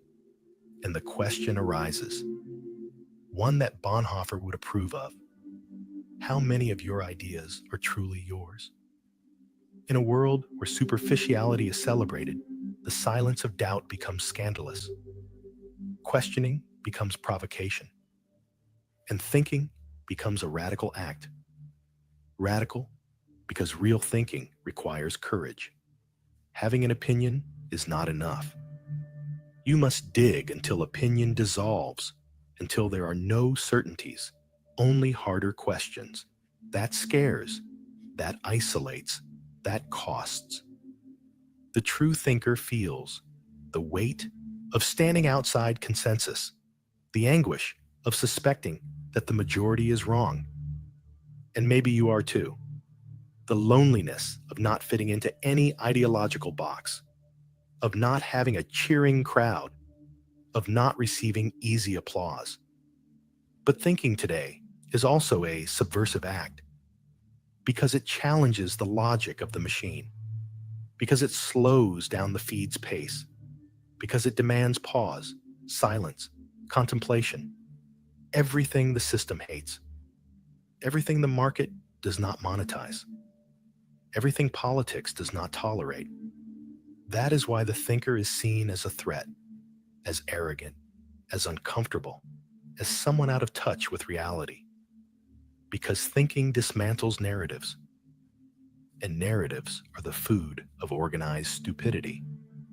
But there is something even more disturbing. Thinking today is not only difficult, it is dangerous. Have you noticed how certain ideas cannot even be mentioned without the crowd reacting as if it were a crime? Have you realized how the righteous discourse has become a new moral tribunal, where there is no room for nuance, context, or ambiguity? We live in a time when the greatest heresy is independent thinking, where thought has become transgression, where the search for truth has been replaced by the need for social validation. And resisting this has a price. You will lose followers. You will be misunderstood, maybe canceled. You will be lonelier, more restless, more uncomfortable. But you will also be free, authentic, unbreakable. Because when you reclaim your autonomy of thought, no one can chain you again. Bonhoeffer understood this from prison. He knew thinking was dangerous, but he also knew not thinking is fatal. And now you know it too. You have made it this far, and that already puts you outside the average. Because this content is not easy. It does not give quick fixes. It does not offer you an external enemy to hate. It points at you, at the place where the most effective stupidity usually hides, the comfort zone of your mind. What Bonhoeffer left us was not just a warning, it was a choice. He showed us that stupidity, when it settles in, does not need weapons. It only needs silence, repetition, unexamined good intentions, and good people who become agents of evil unknowingly, simply because they stop thinking for themselves. And what do we have left? We have resistance, thinking, questioning, even when it makes us unpopular, especially when it makes us unpopular. Rescuing thought is no longer a virtue. It is an act of intellectual survival, because in these times, maintaining lucidity is an act of disobedience. And critical conscience, the last free territory in a society that has even commercialized your mind. So the final question is not whether you understood Bonhoeffer's theory. The real question is, are you willing to pay the price of remaining lucid in a world that rewards stupidity? Because now you know, and knowing has a price. But there is something more dangerous than paying that price. Pretending you did not hear this call. Going back to sleep with the illusion that you are still the one thinking. Awakening is uncomfortable, but staying anesthetized is the real risk. Do not hide. Do not return this awareness. It is yours. And maybe it is the only thing you truly have left. If this message resonated with you, if it made you think, if it made you question yourself, then don't leave it there. Subscribe to the channel, leave your like, and share this video with someone who is ready to wake up. Because free thought needs echoes, and you can be that echo. If nerve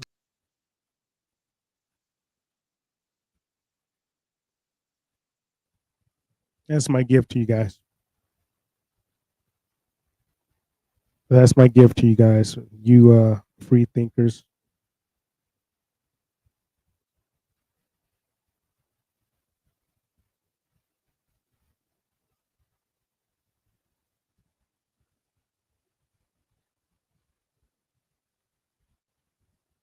I hit home, especially after the I get challenged all the time. It doesn't matter, right? It doesn't matter at all. I get challenged all the time, and I got attacked pretty bad yesterday by people I thought were my friends, Attacked. And then thank you, Ann. Ann Craft Tatus actually sent me that yesterday. She sent me that. So Ann, if you're watching, thank you for that. I appreciate it. But anyway, I'm gonna leave it there. I'm not gonna watch another clip. I had another clip I was gonna watch, but I'm gonna leave it right there. And hope you guys have a great week. Hope you guys be safe. We are in unpetulous times, I believe, where we are right now. But we'll see what happens. And the only thing I ask people, I ask you to do is just think a little bit. Just think a little bit. All right. Y'all take care. I'll see y'all next week, same time, same place. Peace. 1, 2, 3. Turn it up.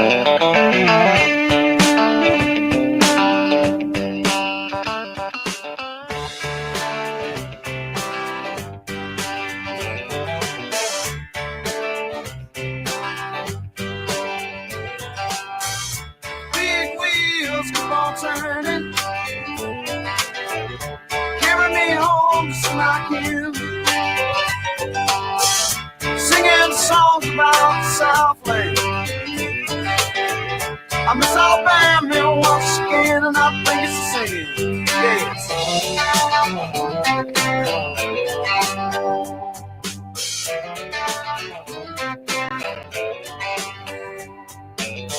Well, I heard Mr. Young sing about her. Well, I heard O'Neill put it down. Well, I hope Neil Young will remember.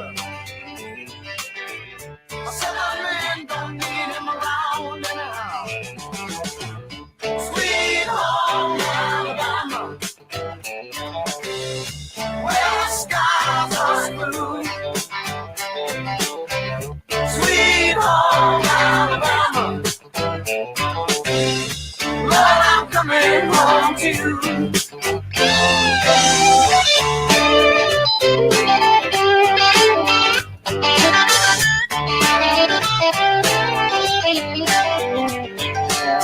In Birmingham, they love to go now. Boo, boo, boo. Now we all did what we could do. Now Watergate does not bother me. Does your conscience bother you? Tell the truth. Sweet home Alabama, where the skies are blue. Sweet home Alabama, Lord, I'm coming home to you. Here I come. Alabama.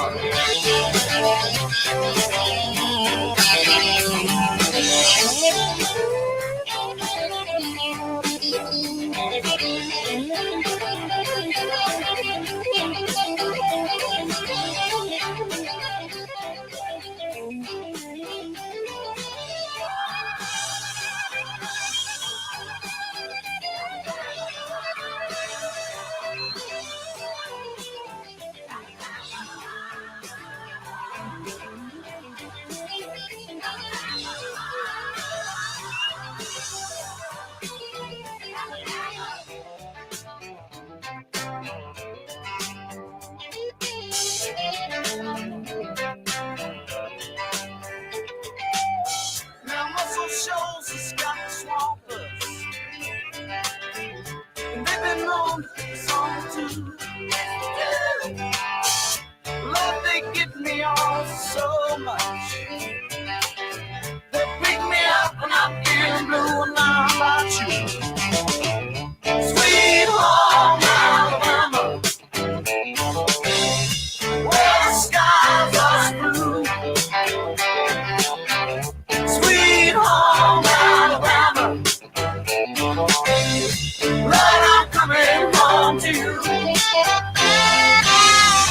Sweet home Alabama, oh sweet home, where the skies are blue and the Bye.